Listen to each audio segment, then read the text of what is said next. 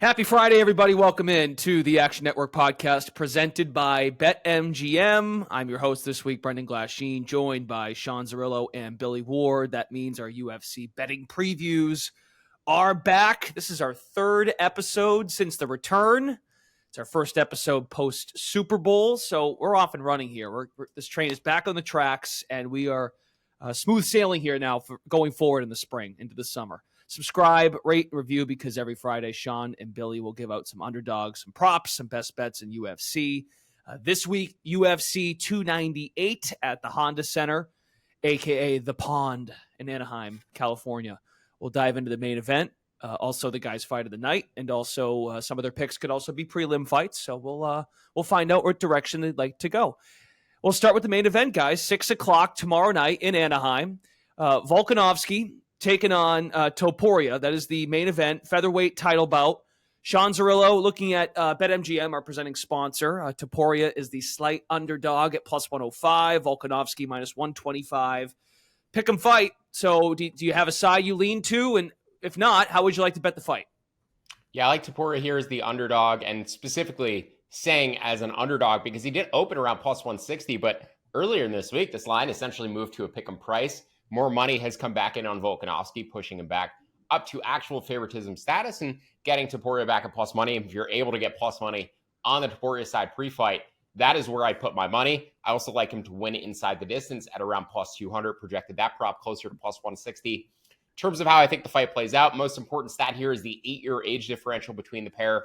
We regularly talk about this 8-year age gap on the podcast. Sometimes it's bigger, sometimes it's smaller, sometimes 10 plus years, sometimes 7 years. But in that 8+ year age range, MMA fighters, more than 1,000 fights worth of sample, when they're 8 years younger than their opponent, they win about 13% more than the betting market tells you, covering an average line of about minus 217. That's roughly 68%, compared to average betting odds of minus 123, 55% implied. So the younger fighters tend to be underrated, tend to have fewer fans. The older fighters generally have more fans, more popular, like Volkanovski. But also in these smaller weight divisions, I think people underrate the fractional decreases in speed, fractional decreases in athleticism. Volkanovski coming in off of a knockout loss just 6 months or so ago. Actually, I think even less than that. Was back in October. So not, maybe as much time to get back into camp, get his skills fully ramped back up. But also he's 35 years old and just declining, where Topuria is in his prime, very reminiscent of when Conor McGregor rose to fame, loud talking, very brash European, already has featherweight champ in his Instagram bio, was taking pictures with the featherweight title belt the other day, as confident as they come, undefeated. And with that undefeated nature, you do get fighters who are a bit more confident and a bit tougher to beat inside the octagon just because they don't have the knowledge of what it feels like to lose. So Topuria, I think, is going to be a physical problem for Volkanovski, particularly in the early going. He's going to be able to apply pressure, back Volkanovski up, be the superior boxer, and look to box Volkanovski's head off. He has more power, and he has more durability if he's able to force the boxing exchanges. If this fight extends, if it gets into the third round, fourth round, Volkanovski's able to create a little space, get distance, kickbox with Topuria, I think he can certainly work his way back into the fight. Has great cardio, world-class cardio, and he makes phenomenal in-fight adjustments. He's great at seeing what his opponents are doing early and then adjusting to that and working off of it. So I like Topuria to win this fight early. I like him to win the early minutes. I like him to potentially get a finish within the first couple of rounds. Topuria inside the distance, as I said, at plus 200. His money line, because he should bank early rounds towards winning decision. And then also his round one prop, I think, is interesting too at a big juicy number. And if you're looking to bet the favorite here in Volkanovski, I think you'll find a better live price either after the first or the second round, or potentially after both rounds. I'd look for him to make a comeback instead of betting him pre-fight. All right, good stuff. And based on Billy Ward's write-up, you can find actionnetwork.com, Action Network app, the UFC luck ratings. You noted the line move, Billy. You think it's fairly valued now at this stage. You could have got a better price on Volkanovski earlier on. But where are you at now? Same direction as Zerillo? Yeah, I mean, this line's moved kind of all over the place. I think there was like a matter of hours in there. We could have actually got Volkanovski at even money or slight plus money. Could be wrong on that, but it's, it's been all over the place. I think we're about right, but To add on to the age trends that Zerillo mentioned, the other one I wanted to bring up is no fighter 35 and older has ever won a title fight at 155 or below. This is 145. Obviously, Volk's had a ton of fun with that. He did his old man Volk commercial for some company in Australia, showed up as old man Volk at the press conference, pretended to fall asleep when Topuria was talking. So he's aware of these things and he's acknowledging it. If there's anyone who can break those trends, it's probably Alexander Volkanovski. Just, supreme athlete in general. Probably the best featherweight of all time, one of the best fighters of all time, never lost in the division. But, I look at the skill set of both these guys, and I'm trying to make a comparison for who Topuria reminds me of. And the best comparison I have for him is a young Alexander Volkanovski. He's really well-rounded, can do it all. In his debut, Topuria got 5 takedowns or just throwing sub attempts. He fought Josh Emmett, took him down a bunch of times. He fights grapplers, he stands and bangs and trades with them. Very reminiscent of Volkanovski's skill set, but 8 years younger, probably at this stage a better athlete.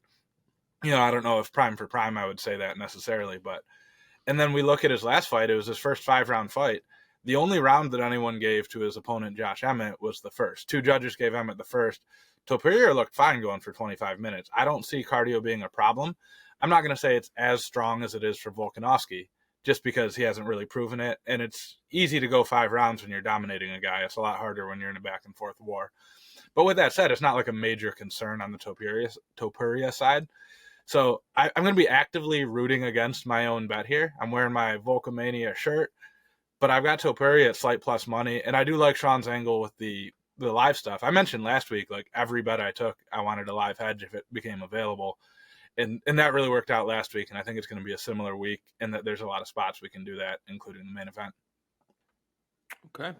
Extensive breakdown on the main event, which also, by the way, main cards on pay-per-view this week in Anaheim. Make sure we note that because it's been ESPN Plus the last couple weeks. Let's go to the fight of the night for Zerillo and Billy Ward. Merab Dvalishvili. Wow. This is a tough one. Dvalishvili. Apologies. Henry Cejudo is the matchup here. Wow. I could not do that one more time, to be quite honest with you guys. That's our fight of the night. Zerillo, what do you think? Same kind of analysis here. When you look at the fight, how do you see it playing out? And based on that, how do you want to bet it? Yeah, another older fighter here in Henry Cejudo, old for his division. Average age for 135 pounds is 31 years old. Cejudo is 37. Has said that he will retire if he loses this fight. And I've seen a lot of takes about how Merab's a wrestler and Henry is an Olympic wrestler, and this is the best takedown defense that Merab has ever seen. I think that's crap. I've also seen takes that Henry's the better striker. Disagree. Merab has Henry covered everywhere here, and I think this is a very bad matchup for Henry. I actually think Merab's going to finish him. And Merab inside the distance at about plus 450, knockout plus 650, I think are interesting. Not something I'm necessarily going to bet straight. Might be on my round robin tickets. I'll have it somewhere. But Henry's very durable. I just get this feeling that Merab is going to feign a takedown and he's going to land something, crumble Henry, get on top, and the ref's going to have to step in. But Merab's performance in his last fight against Petr Yan was... And I'm not saying this to be superlative. I'm saying it because it's true. It was the most impressive performance I've ever seen in an MMA cage. He shot 49 takedowns and attempted 401 total strikes across 25 minutes. And the most amazing thing about him shooting 49 takedowns in 25 minutes is that's actually below his average in the UFC. He averaged 9.8 takedowns per 5 minutes in that fight. He averages 11.2 per 5 minutes across his UFC run. This guy's impossible to fight. He's impossible to look good against. He basically starts a process where he applies pressure, turns that into a takedown. As you're trying to defend the takedown, he's striking you. And each thing you switch to, he switches to the one thing you can't defend while he's also controlling you. And it's not enough just to defend the takedowns. I don't care how good Cejudo's takedown defense is. He still has to win the fight while actively defending these takedowns. Merab just seems like an impossible guy to fight unless you can either, one, hurt him, or two, get on top of him. We saw Marlon Moraes hurt him. Moraes had faster hands. Moraes is like the best fighter in the world for 5 minutes against anybody. Marlon Moraes is an incredibly talented fighter, just has no cardio, no durability. He hurt Merab bad. And Merab also got submitted by Ricky Simon earlier in his career. So there are ways to finish Merab. He just seems like a brick shithouse and like he's actually impossible to finish at times. And I don't really see Henry hurting him. I think Cejudo's best chance here is to go for offensive takedowns early and try to get on top of Merab and not give Merab the space to implement his game plan and implement that pressure and implement all those strikes. So if Henry offensively wrestles here, gets on top, I think he has a chance. Otherwise, I think he's going to get absolutely destroyed. And I think he will be retiring and laying down his gloves at the end of the fight. So Merab, to me, I would lay the juice here up to about minus 225. I also think he's a pretty safe parlay piece. And then also, even if Cejudo wins that first round, I'd love to bet Merab live after round one. I think he's a phenomenal live bet if that price moves in at all. I think if he's still minus 400 after round one, he's probably a pretty safe live bet to lay it even to that point too, assuming he wins that first round. So Merab pre-fight, I think parlay piece, lay the juice up to minus 240, considering that knockout prop or his inside the distance props, and then a live bet as well. A brick shithouse. That's the title of the podcast this week. His striking got so much better in his last fight, and I think that's, I think people are really overlooking that. They just see him as this sort of one-dimensional, like, control grappler who's really muscular, but he's implementing that into his boxing. And I do think, initiating all these takedowns, getting Henry's hands low, I think he's going to catch him at some point. So Merab is getting better. He's going to be champion. He's going to beat Sean O'Malley or Chito Vera. It's inevitable, in my opinion. I think the UFC has been holding him back from superstardom because his style is not as exciting. But yeah, I think he's been the best 135er on the planet for a little bit. We record on a Friday morning, so right now looking at BetMGM, you can get minus 210 right now on the price for Merab. So there you go. If you are listening on this Friday. Billy, similar sentiments to Zerillo, or would you care to counter? No, I'm on the same side of this. A couple things one thing I wanted to correct. Sean mentioned he got submitted by Ricky Simon. He didn't really. The record says he got submitted. The fight ended with Simon on a guillotine. Merab popped right up, all excited, put his silly hat on, all that stuff. And then the doctors told him to sit back down. And then after the doctors informed him that he had been unconscious for that and somehow gave the fight to Simon, despite Dvalishvili being up on the scorecard. So it was a really weird, I don't understand how you tell a guy after the fact that, no, you were actually asleep there, despite us seeing you dancing around with your silly hat and Ray Longo and all that. So yeah, that one I didn't get at all. I will say I'm not quite as enthusiastic about the Merab side as Sean, but trains at Sierra Longo. Sean's a Long Island guy. I think there's a little hometown element to that, but I can't really disagree with anything he said either. He's a little muscular dude. Usually you don't see that kind of output and cardio on guys that built that way. It kind of doesn't make sense by everything I know about every other fighter I've watched in my life, but he somehow does it. Just the insane output. And, I did the breakdown of this one, and I mentioned in there, the one thing that really swung me is even when he can't get takedowns, he didn't take down Jose Aldo at all.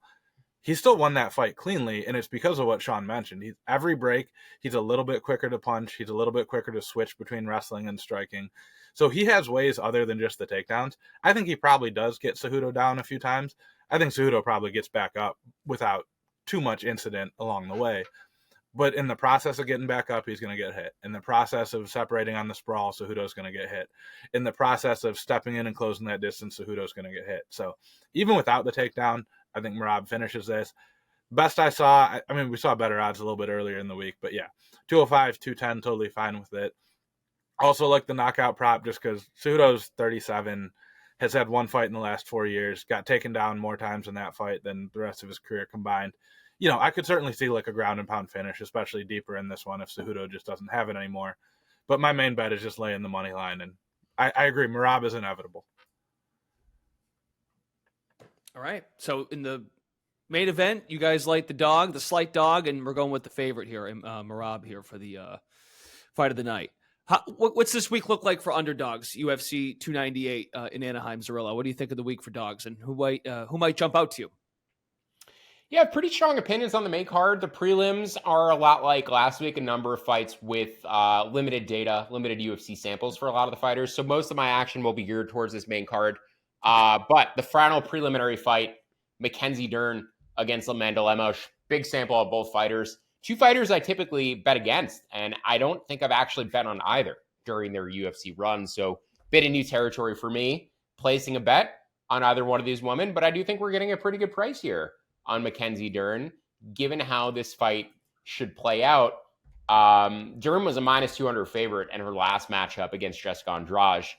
And there's a lot of similarities between Andrade and Lemos, except I think there's actually qualities about Lemos that are much more favorable to Dern than an Andrade fight was. And I bet on Andrade in that fight. So I was very happy with the matchup for Andrade against Dern. Pretty happy with this matchup for Dern against Lemos. First and foremost, just the movement. Andrade very active, moving around the cage, very quick, faster hands. Lemos more of a one strike at a time fighter, and she stands very square and flat-footed in the cage. Dern is going to be the one moving around, much more active, much more mobile. Also, in Dern's life, she was dealing with a divorce, had separated from her striking coach, a number of things going to that last fight with Andrade. Back with their striking coach, Jason Perillo now, and also actively talking in interviews. Normally, I don't care what fighters have to say in interviews. I think this is important because Dern keeps talking about how she needs to go back to a Khabib-like game plan. Now, she is nothing like Khabib in terms of her strength or physicality. She has a 14% career takedown accuracy. She's not very good at getting opponents to the ground, but she is good at forcing the grappling and forcing the issue when she wants to, when she's not afraid of her opponents. And I think that's what we're going to see from her on Saturday. So I expect her to be very active in pursuit of the takedown. She typically averages about 3 attempts per round throughout her career. She didn't really go for anything against Andrade. She was just trying to strike that out. So Dern, much more grappling upside. Lemos, the better striker. I think the finishing upside is fairly comparable. Dern, pretty durable. Even the referee had to step in that fight against Andrade. It's not like she was just knocked out cold. So in terms of the finishing upside, pretty similar to me, but Dern has more upside to winning the third round on volume because Lemos has bad cardio and Dern is going to force a high pace. And also Dern has more upside towards winning a 10-8 round with grappling control. Lemos has been controlled for a substantial amount of time throughout her UFC career. Her title fight lost to Weili Zhang. She spent 65% of the fight in control positions, 16 in the 25 minutes. So there's certainly a potential that Dern, especially in the third round against the tired Lemos, gains position and just holds it, holds the back for the entire round and gets a 10-8, threatens a choke. So just more ways towards winning a dominant decision or potentially getting a draw on that plus money side of the equation. And I think Dern also a worthy live bet after the first round too, given that cardio discrepancy. As I said, I expect her to force a bit higher of a pace, and that should eventually tire Lemos out, even if Dern isn't having success landing the takedowns. As long as she's pressuring, continually looking for things, moving around the octagon and forcing Lemos to chase her, should be able to tire her out. So Mackenzie Dern plus 116, like that down to about plus 110 pre-fight. Okay. And another situation where you might want to jump in on a live bet. And yep. Okay. But again, it's one of those things where the numbers got to be right, but you also got to watch carefully with the cardio and all the other aspects, right? Always want to be sure. And also the price. Like if she's minus 400 after round one, I'm not inclined. But if it's a toss-up round, and her price doesn't really move, I'm probably still interested at plus 115 after round one. Even if it's like 60-40 that Lemos won the round, I do expect Dern to rally, and I expect her to get her grappling going at some point. So the last thing I should mention, women's strawweight fights. This is the smallest division in the UFC. These fights typically go to a decision around 2/3 of the time. The line here indicates the opposite, that this fight is likely to end via finish about 2/3 of the time. So as I said, it's very binary. I think either Dern submission or Lemos knockout probably, but I just give Dern more decision equity if it extends. Okay. Billy, where are you looking this week? UFC 298 Underdog that might jump out to you. Yeah, real quick before I get to mine, Sean was being nice about it, but Amanda Lemos is just like store brand Jessica Andrade, Like it's the meme of I want to go get some Jessica Andrade. We have Jessica Andrade at home. That's Amanda Lemos. So Andrade submitted Lemos on the feet too, standing choke. I mean, that was pretty impressive as well. So it was both impressive and like, how has no one taught you to not let that happen to you, Amanda Lemos? You're a professional fighter. So like, there's a lot of, and I like Amanda Lemos. You not super like fun store to brand watch, things, Billy? What was that? Do you not like store brand things? Are you shaming people who shop No, I store have brand? no problem with that. I'm just saying, if we're looking for the premium Jessica Andrade, you're not going to find it in Amanda Lemos. But anyway, to keep this on the rails a little bit here, Wanted to looking clarify. at Roman Hopylov, People might watch and tune into the podcast and be store brand people. So I apologize to those people. I should have opened with the thank meme you. joke and left that one out. Good job. But yeah, Roman Kopylov fighting Anthony Hernandez. Kind of just surprised that we saw the line this wide. Both guys are on 4-fight win streaks. They both kind of had rough starts to their UFC career where they dropped, the first 2 or 2 out of 3, something like that. And then got it together and have been really impressive. Kopylov has finished all 4 of those fights, all by knockout. Hernandez has finished 3 out of the 4, all of his finishes on the ground, either submission or ground and pound. But I still don't see why it's such a wide line. The one guy that Hernandez didn't finish, Josh Fremd, Kopylov made look real bad on the feet, knocked him out. Kind of a striker versus grappler situation here, but we've got the bigger cage, the bigger pay-per-view cage. Kopylov's a little bit smaller for the division, but I think that helps his cardio. And just lethal hands, lethal striking. I think he can probably catch Hernandez coming in.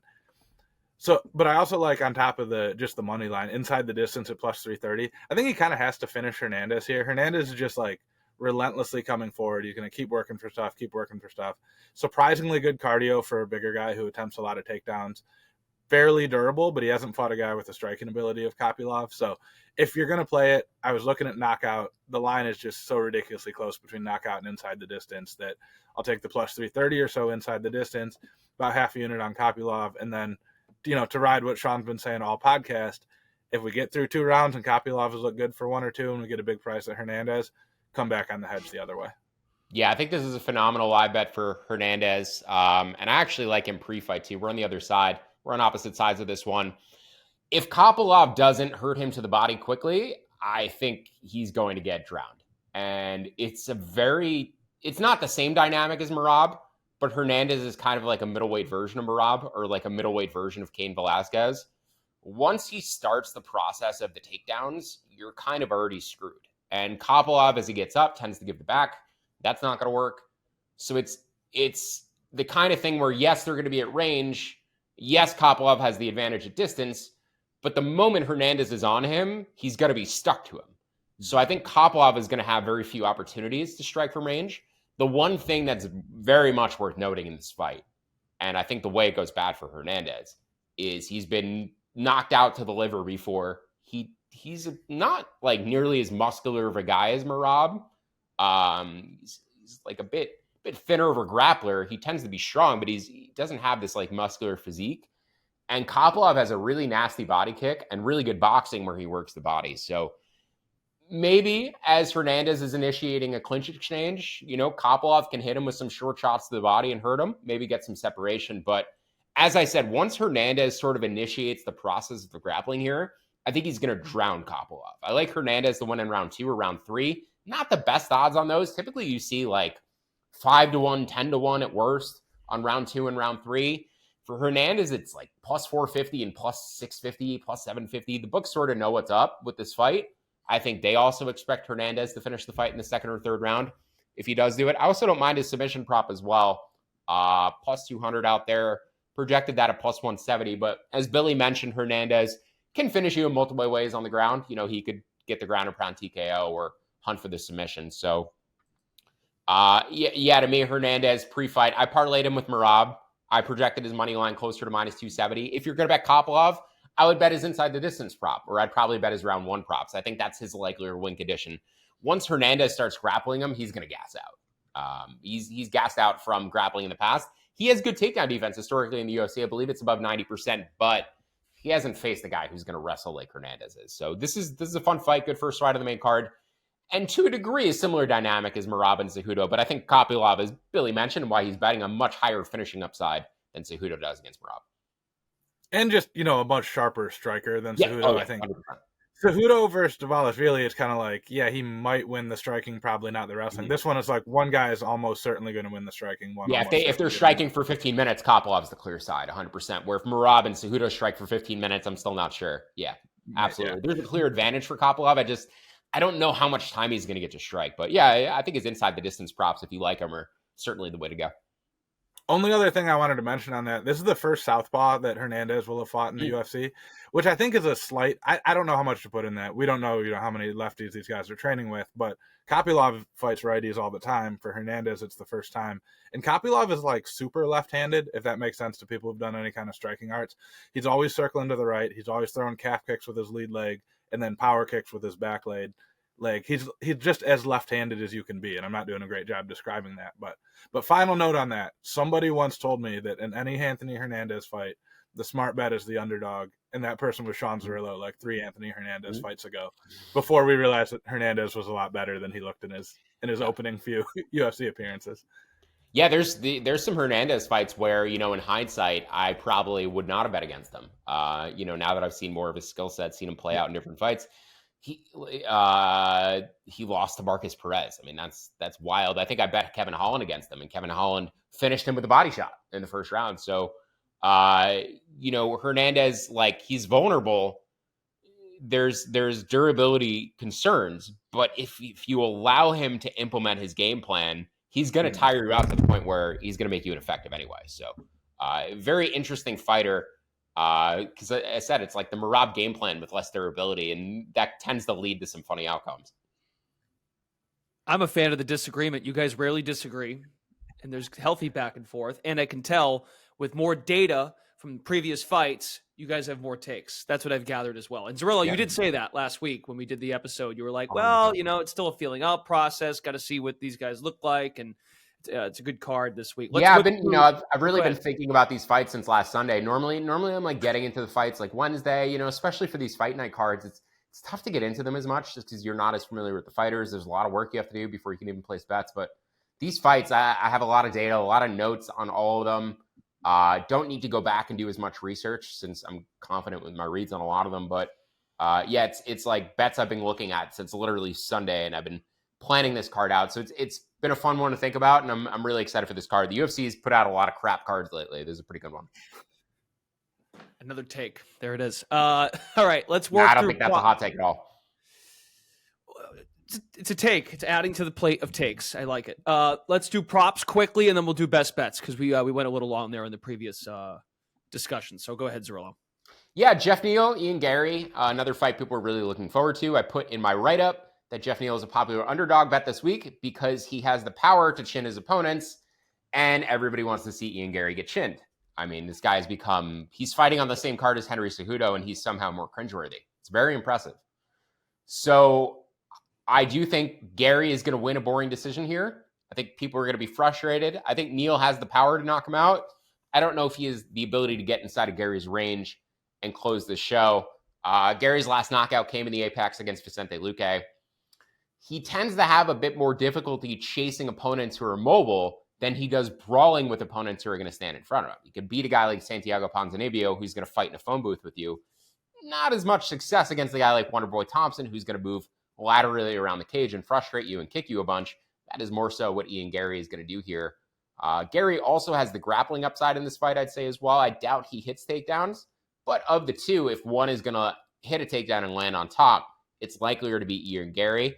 I just expect a 15-minute striking fight. Gary probably edging ahead on volume, mostly with the kicks. Neal potentially landing the harder punches. Maybe he lands a high kick as well. Don't necessarily see that against the taller fighter.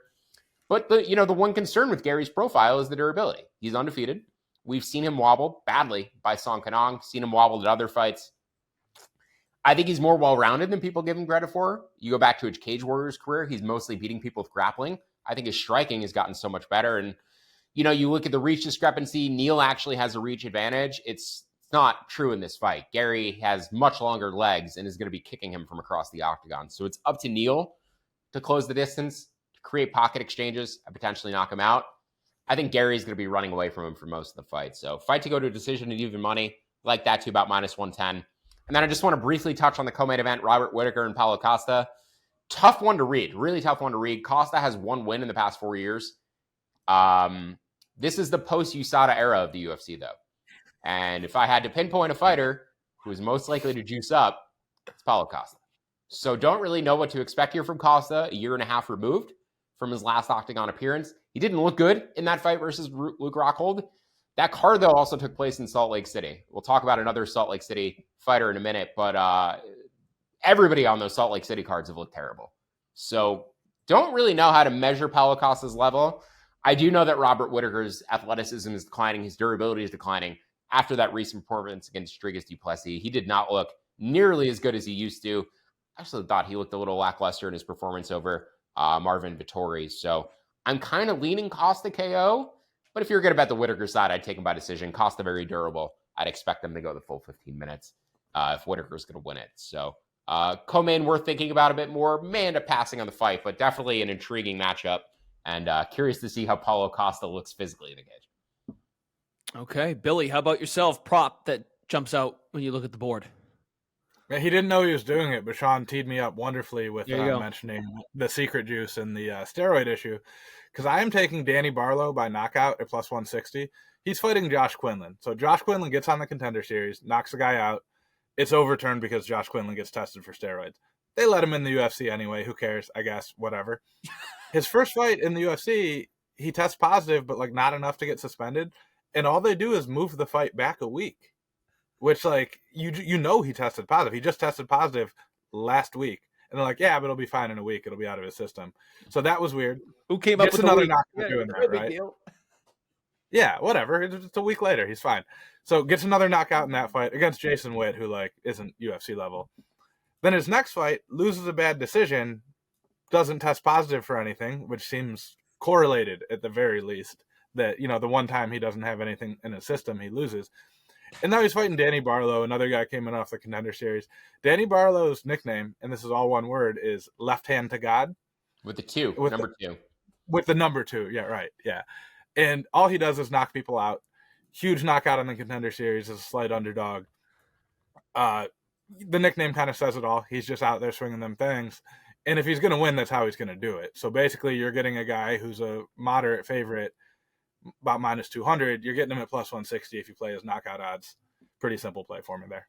Also, 7-inch reach advantage. Huge striker. I really like Danny Barlow. It's tough to get a read on Contender Series guys a lot of time. He just moves kind of cool. He's very patient. He feints a lot. He's a southpaw, and he's really long. So you could sort of see him as he's marching opponents down, feinting and breaking them down. And then when he lets the stuff go, he can hit you from so far away. So yeah, Danny Barlow, fun fighter. One to keep an eye on. Also worth a live bet after round 1. We've consistently seen Josh Quinlan fade after the first round. Quinlan may even have grappling success in the first round, but I think Barlow is going to rally. So, yeah, if you get a better price on Barlow live, certainly take that too. All right. And with all that, do we have best bets? Because it sounds like you have a lot of them. And more like best takes, Zerillo. Yeah, I guess it's more of a take compared to, our Action Network stat this week. I feel like I'm the only one on Marco Sergio de Lima against Justin Tafa. I feel like the entire world is on Justin Tafa here. The way I handicap the fights, the way I build out the data for the projections, Justin Tafa, Roman Kopylov, the two most popular underdog selections this week. Public picking them at north of 60% in fights where they're underdogs. So based on the way I handicap, the way I create projections, Kopylov, Tafa, extremely public underdogs this week.